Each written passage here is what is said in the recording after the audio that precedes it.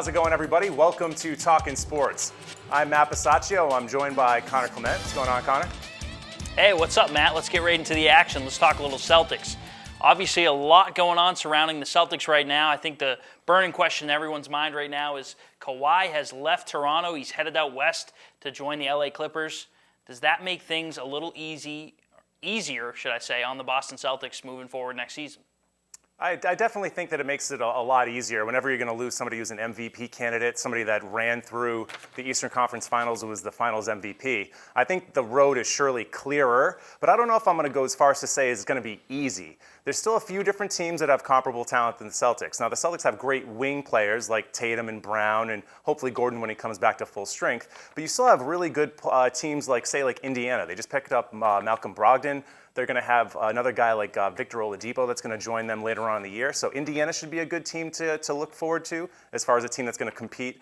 You also have Philadelphia. They haven't really gone anywhere. I know that they're missing the perimeter shooting of J.J. Redick and who I'm forgetting the other guy's name, but they still have Joel Embiid, Ben Simmons, and of course they picked up Al Horford. So that's going to make them much more difficult to. And then of course you have Giannis and the Bucks. So anytime you still have the MVP in your conference, it's not going to be an easy road, but I would say that it got a heck of a lot easier with Kawhi leaving.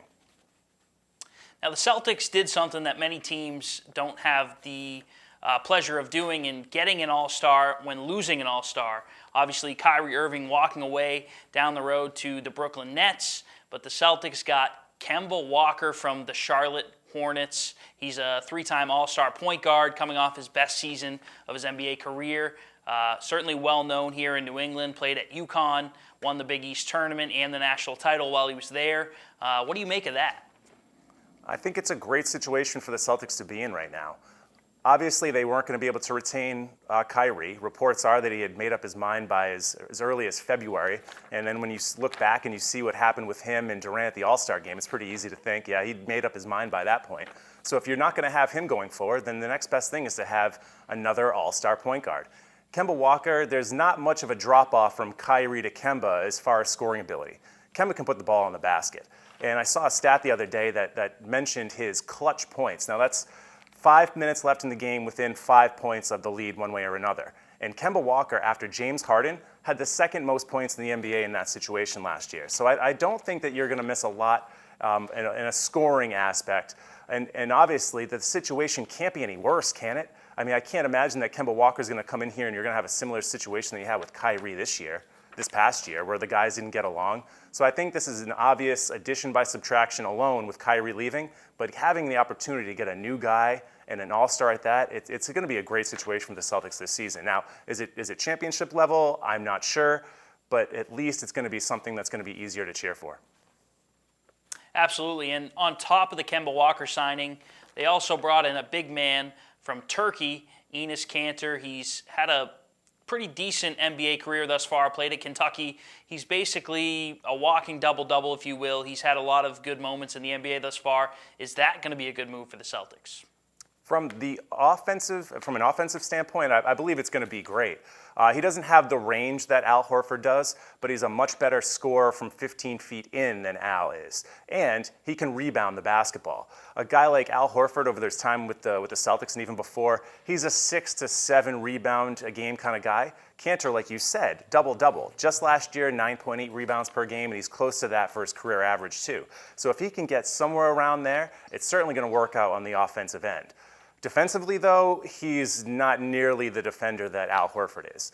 Horford was able to match up with some of the premier bigs in the league, like an Embiid, like a Giannis. I don't see Kanter being able to defend, say, like in the pick and roll high. I just think that it's going to be a much more difficult situation for him. So what you're going to need for the Celtics is guys like Robert Williams to step up and maybe Taco down the line.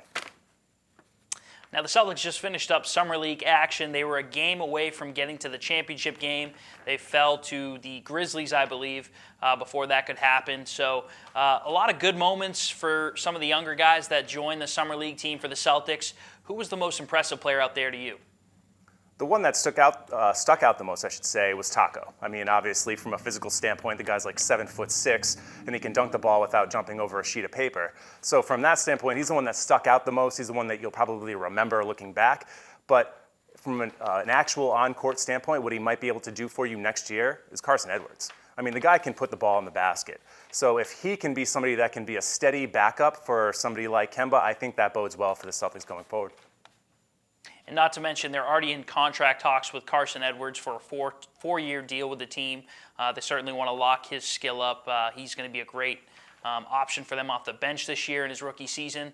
Now, Romeo Langford, the Celtics' top draft pick, he didn't play a single second of the Summer League basketball action. Does that concern you at all? I don't think so. I think they're trying to protect him. The worst thing that could happen is that they rush him out there just a few weeks after or a couple months after that surgery, and then he aggravates it, then he's not ready for training camp in the beginning of the regular season. So I think that was really just a precautionary measure to make sure that he's somebody that can be a contributor once we get into the middle of the campaign. So it wasn't really concerning. I kind of expected it, to be honest. Well, and you mentioned Taco Fall as well. He might have been the most talked about player in all of Summer League, given that Zion Williamson didn't really play much after he had a minor injury. So do you see Taco Fall making the Celtics 12 to 15-man roster for the regular season? No, not initially. I see Taco as a project going forward. Maybe in years 2 and 3, he'll be able to kind of blossom into somebody. But right now, I see him as maybe like that swing G League kind of guy. He'll get called up for a handful of games throughout the course of the year when they get injuries to, say, like a Cantor or to a Robert Williams. His physical presence is impressive. I worry about him from running up and down the floor and being able to keep up with smaller fives. His ability to switch off and move laterally to be able to stop a small guy from being able to get to the basket. I like his future. If he can round out into really anything, I think that's an amazing asset to have a 7'6" rim protector. But for the short term, I really don't see where he's going to fit in. I really don't.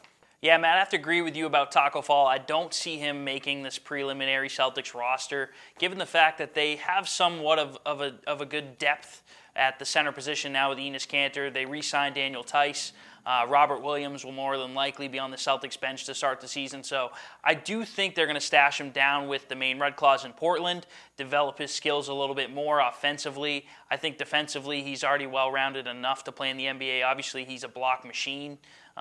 He's pretty quick for a guy that is his size, and his footwork is very good for a guy his size at this point. So I do agree with what you said. He won't make the Celtics roster, but moving forward, if Daniel Tice goes down, Enes Kanter gets injured, Robert Williams, what have you, they have a NBA ready talent down in Portland, ready to make his call up to the NBA.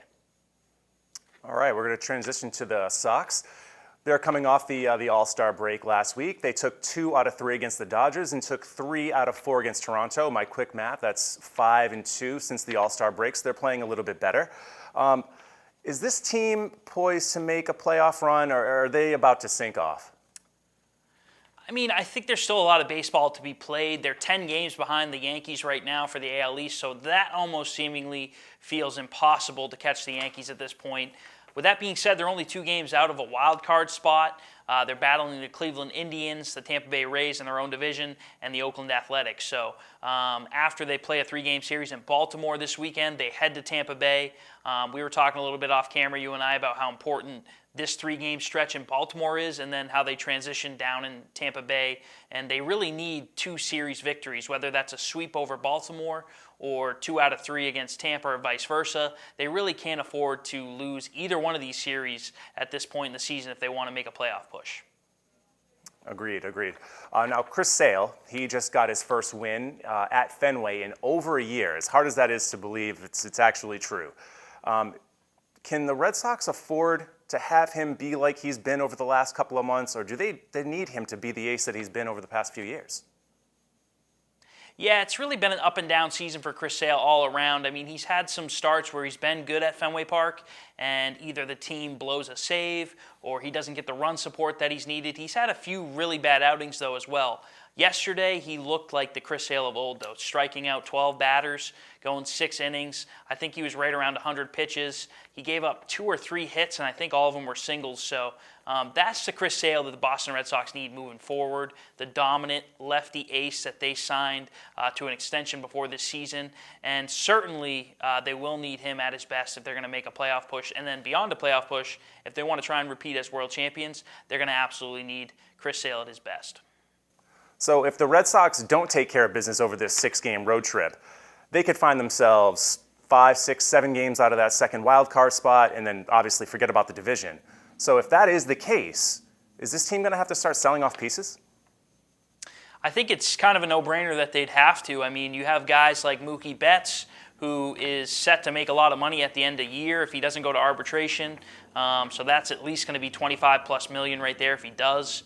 But he's a guy that's kind of underperformed all season, and he's a guy that they've been talking about re-signing to a $400 million plus contract. The way he's performed this year, he certainly isn't warranted that money. So I don't think anything's off the table if this team continues on a downward spiral moving forward towards the trade deadline. Also, Andrew Benintendi, I think he's underperformed this year. I don't think it would be surprising if Dave Dombrowski floated his name out to teams if there was a right compensation package in return for him. But certainly if they do continue to do well, I don't see them being sellers even for Mookie Betts or Andrew Benintendi. I think they're going to become buyers, and it's pretty evident that the buying situation for them would be pitching, and that's whether it be in the bullpen or starting pitching. So who would you think that they might go after if that is the case and they end up being buyers? Well, they just brought in another starting pitcher in Andrew Kashner from the Baltimore Orioles. He had his first outing at Fenway kind of be spoiled by the Toronto Blue Jays. He didn't look so hot, but he's had a pretty solid season. Granted, he played for one of the worst teams this year for sure, but maybe of all time in the Baltimore Orioles. So I think they'll let him get his legs under him for a couple more starts. And now that they have Nathan Eovaldi coming back, getting closer to getting back on the mound, he's probably going to assume the closer position in that Red Sox bullpen. But they still need some middle relief inning pitchers. So whether that be a left-handed or a right-handed relief pitcher, I think those are the types of guys they're going to target. I don't know exactly who they'd be willing to look at this point, but any team that's willing to sell that has a decent bullpen arm, I think the Red Sox should be open to looking in for a trade.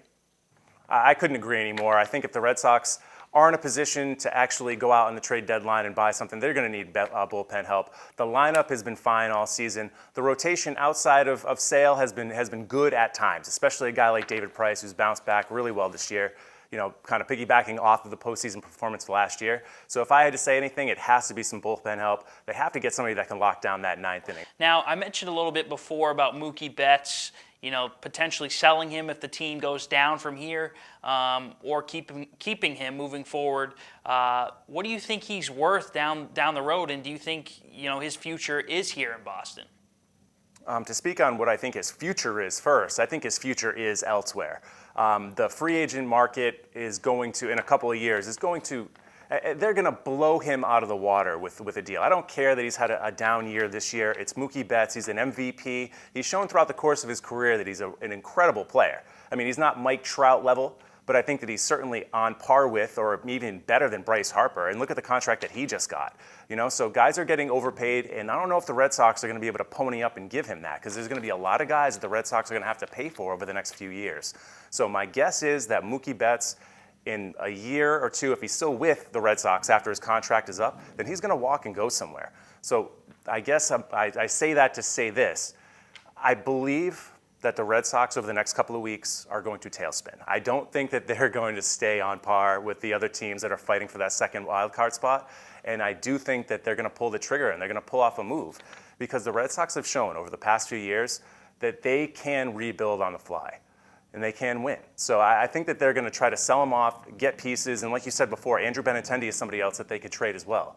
So if they move those two guys, they replenish that farm system that's really in a desperate need, I should say, of some depth. I think that they'll be able to do pretty well going forward as far as he's concerned. All right, but we're going to switch from the diamond. We're going to head over to the links. where they're just finishing up the second round of the British Open. It looks as though that Tiger Woods at a +6 is going to miss the cut. Now, looking back on his year as a whole, would you say that it was a successful season? Yeah, unfortunately, this will be Tiger's second missed cut in 4 majors this year, so he's 2 for 4 in making the cut. Obviously, the highlight of his season is going to be, the highlight of his career maybe, is going to be him winning the green jacket at Augusta in the first major of the year, the Masters tournament, the one that eluded him for the longest. Hadn't won that one since 2005. So I think that one for Tiger is going to be kind of the cherry on top of the whipped cream, if you will.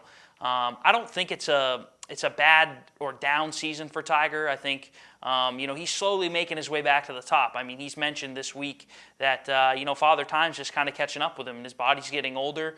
He's not able to go out and perform for 2 to 4 rounds at the level he used to. And he's still got some golf left ahead of him this season. He's got the FedEx Cup playoffs starting in about a month now. There's 3 events. I think he's 23rd in FedEx Cup points right now, so he's sitting in a great place with another win that'll probably guarantee him a spot in the Tour Championship to end the season. So I think Tiger had a great season for all intents and purposes, and certainly, like I said, winning at Augusta was maybe the highlight of his career. But yeah. Don't take this one too harsh, Tiger. I think he'll bounce back and be right in the mix in the FedEx Cup playoffs. Now he has that to look forward to for this season. But looking forward next year, I mean, is he going to be a full-time player? Is he going to be able to play, more than just the 4 majors? Because it seems like he needs to play enough before these majors to have a real chance. I mean, he took so much time off before this major that I think it kind of hurt his game. Is he going to be able to be a full-time player going forward? I don't think so, Matt. I think you're going to see a lot of what Tiger used to do when he was winning a lot more back in his earlier days in his prime, and he's going to pick and choose the bigger tournaments that he wants to play in, ones that he can position himself, in the top 10 of the leaderboard to get some substantial FedEx Cup points. Potential victories that are going to position him, for a run at the PGA Championship at the end of the year, or the Tour Championship, I should say. But you'll certainly see him at Augusta. You'll see him in the U.S. Open, the PGA Championship, and the Open Championship. But I think the number of tournaments he's going to start to play in moving forward is going to decline, yes.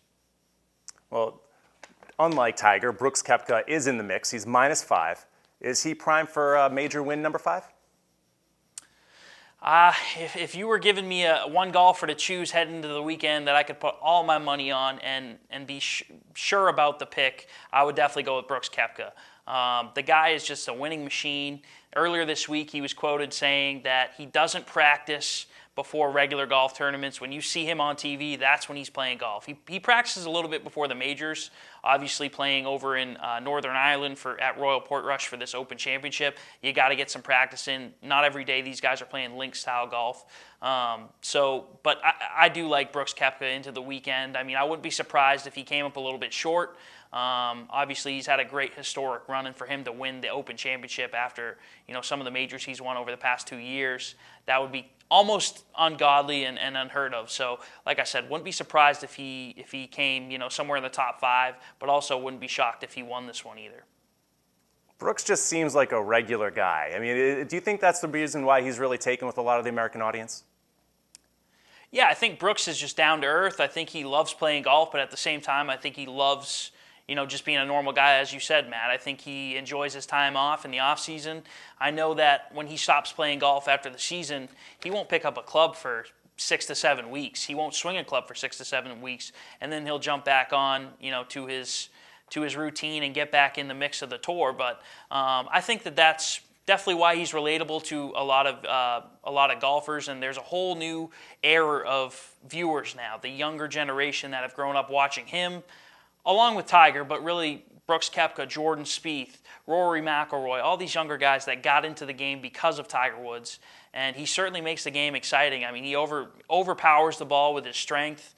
He hits a lot of clutch shots at a lot of really trying times in these big tournaments, the major championships. So he's certainly fun to watch, and I think he'll be right in the mix, like I said, on Sunday. Well, we'll make sure that we talk about that very thing next week when we get back into our next episode of Talking Sports. We'll talk about that. We'll talk about the Red Sox after the 6-game road trip. And we'll talk about whatever else comes up over the next week. He's Connor. I'm Matt. And we'll see you next time on WMCT Sports, Talking Sports.